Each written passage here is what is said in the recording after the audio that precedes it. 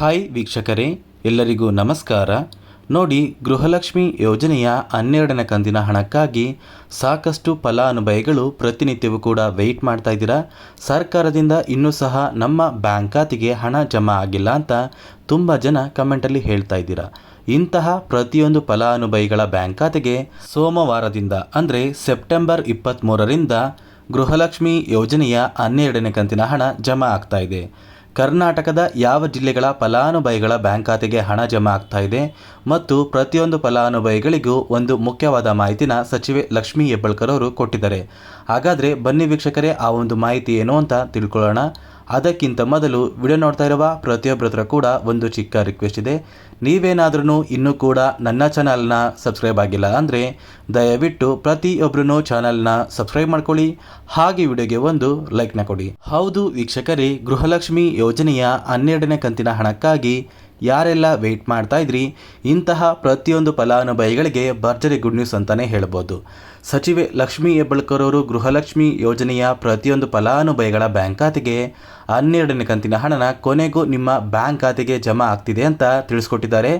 ಸೋಮವಾರ ಅಂದರೆ ಸೆಪ್ಟೆಂಬರ್ 23ರಿಂದ ಸರ್ಕಾರ 12ನೇ ಕಂತಿನ ಹಣನ ನೇರವಾಗಿ DBT ಮೂಲಕ ಫಲಾನುಭವಿಗಳ ಬ್ಯಾಂಕ್ ಖಾತೆಗೆ ಬಿಡುಗಡೆ ಮಾಡ್ತಾ ಇದೆ. ಈ ಹಿಂದೆ ಸಾಕಷ್ಟು ಫಲಾನುಭವಿಗಳು ಪ್ರತಿನಿತ್ಯವೂ ಕೂಡ 12ನೇ ಕಂತಿನ ಹಣಕ್ಕಾಗಿ ವೆಯ್ಟ್ ಮಾಡ್ತಾ ಇದ್ರಿ. ಸರ್ಕಾರದಿಂದ ಇಂದು ನಮ್ಮ ಬ್ಯಾಂಕ್ ಖಾತೆಗೆ ಹಣ ಬರುತ್ತೆ ಅಥವಾ ನಾಳೆ ಬರುತ್ತೆ ಅಂತ ಯಾರೆಲ್ಲ ವೆಯ್ಟ್ ಮಾಡ್ತಾ ಇದ್ರಿ, ಇಂತಹ ಪ್ರತಿಯೊಂದು ಫಲಾನುಭವಿಗಳಿಗೂ ಕೊನೆಗೂ ನಿಮ್ಮ ಬ್ಯಾಂಕ್ ಖಾತೆಗೆ ಹಣ ಜಮಾ ಆಗುವಂತಹ ಒಂದು ಸಮಯ ಬಂದೇ ಬಿಡ್ತು. ಸೋಮವಾರ ಕರ್ನಾಟಕದ ಯಾವ ಜಿಲ್ಲೆಗಳ ಫಲಾನುಭವಿಗಳ ಬ್ಯಾಂಕ್ ಖಾತೆಗೆ 12ನೇ ಕಂತಿನ ಹಣ ಬರ್ತಾ ಇದೆ ಅಂತ ನಾನು ನಿಮಗೆ ತಿಳಿಸ್ಕೊಡ್ತಾ ಇದ್ದೀನಿ.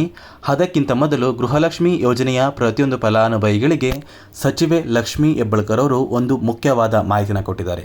ನೋಡಿ, ಗೃಹಲಕ್ಷ್ಮಿ ಯೋಜನೆಯ 12ನೇ ಕಂತಿನ ಹಣನ ಸರ್ಕಾರ ಕೆಲವು ದಿನಗಳ ಹಿಂದೆನೇ ಜಮಾ ಮಾಡಬೇಕಿತ್ತು.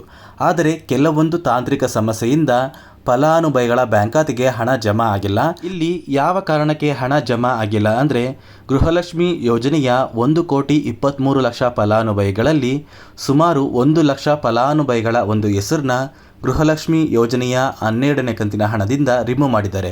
ಅಂದರೆ 1,00,000 ಫಲಾನುಭವಿಗಳ ಒಂದು ಹೆಸರನ್ನ ಗೃಹಲಕ್ಷ್ಮಿ ಯೋಜನೆಯ ಅರ್ಹರ ಪಟ್ಟಿಯಿಂದ ತೆಗೆದಿದ್ದಾರೆ ಸ್ನೇಹಿತರೆ. ಅದೇ ಒಂದು ಕಾರಣಕ್ಕೆ ಸರ್ಕಾರ ಇನ್ನೂ ಸಹ 12ನೇ ಕಂತಿನ ಹಣನ ಜಮಾ ಮಾಡಿರಲಿಲ್ಲ. ಇದೀಗ ಕೊನೆಗೂ ಸರ್ಕಾರದಿಂದ 12ನೇ ಕಂತಿನ ಹಣ ಫಲಾನುಭವಿಗಳ ಬ್ಯಾಂಕ್ ಖಾತೆಗೆ ಜಮಾ ಆಗ್ತಾ ಇದೆ. 1,22,00,000 ಫಲಾನುಭವಿಗಳ ಬ್ಯಾಂಕ್ ಖಾತೆಗೆ 12ನೇ ಕಂತಿನ ಹಣ ಸೋಮವಾರದಿಂದ ಜಮಾ ಆಗಲಿದೆ. ಮತ್ತು ಸ್ನೇಹಿತರೆ, ಖಂಡಿತವಾಗಿಯೂ ನಮ್ಮ ಬ್ಯಾಂಕ್ ಖಾತೆಗೆ ಹಣ ಜಮಾ ಆಗುತ್ತಾ ಅಂತ ನೀವು ಕೇಳಿದ್ರೆ, ಹೌದು ವೀಕ್ಷಕರೇ, ಸರ್ಕಾರದಿಂದ ಖಂಡಿತವಾಗಿಯೂ ನಿಮ್ಮ ಬ್ಯಾಂಕ್ ಖಾತೆಗೆ ಹಣ ಜಮಾ ಆಗುತ್ತೆ. ನಿಮ್ಮ ಬ್ಯಾಂಕ್ ಖಾತೆಗೆ ಬರ್ತಾ ಇರುವಂತಹ 12ನೇ ಕಂತಿನ ಹಣ ಏನಿದೆ, ಆ ಒಂದು ಹಣ ಜುಲೈ ತಿಂಗಳ ಹಣ. ಇನ್ನು ಕೂಡ ಫಲಾನುಭವಿಗಳಿಗೆ ಆಗಸ್ಟ್ ತಿಂಗಳ 13ನೇ ಕಂತಿನ ಹಣ ಕೂಡ ಪೆಂಡಿಂಗ್ ಇದೆ.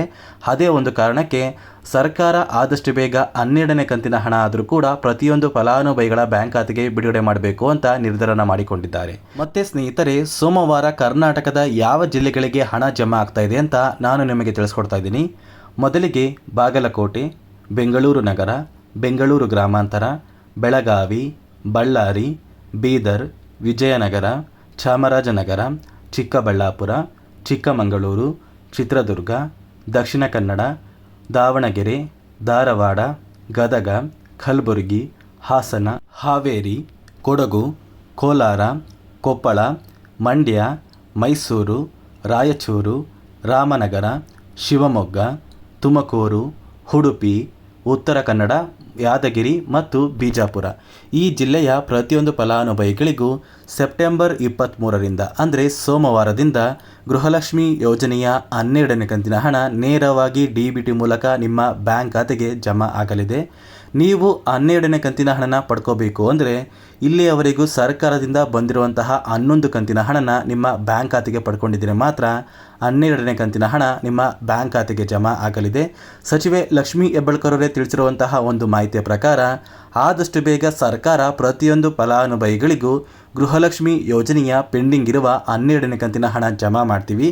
ಅದೇ ರೀತಿ ಕೆಲವು ದಿನಗಳ ನಂತರ 13ನೇ ಕಂತಿನ ಹಣ ಕೂಡ ಫಲಾನುಭವಿಗಳ ಬ್ಯಾಂಕ್ ಖಾತೆಗೆ ನಾವು ಬಿಡುಗಡೆ ಮಾಡ್ತೀವಿ. ಯಾವುದೇ ಕಾರಣಕ್ಕೂ ನಾವು ಗೃಹಲಕ್ಷ್ಮಿ ಯೋಜನೆನ ಕ್ಯಾನ್ಸಲ್ ಮಾಡೋದಿಲ್ಲ. ನಿಮ್ಮ ಬ್ಯಾಂಕ್ ಖಾತೆಗೆ ಇಲ್ಲಿಯವರೆಗೂ ಪ್ರತಿ ತಿಂಗಳು ಹೇಗೆ 2,000 ಹಣ ಬರ್ತಾ ಇತ್ತು, ಅದೇ ರೀತಿ ಮುಂದಿನ ದಿನಗಳಲ್ಲಿ ನಿಮ್ಮ ಬ್ಯಾಂಕ್ ಖಾತೆಗೆ ಹಣ ಜಮಾ ಆಗುತ್ತೆ. ದಯವಿಟ್ಟು ಪ್ರತಿಯೊಂದು ಫಲಾನುಭವಿಗಳು ಕೆಲವು ದಿನಗಳ ಕಾಲ ವೇಟ್ ಮಾಡಿ.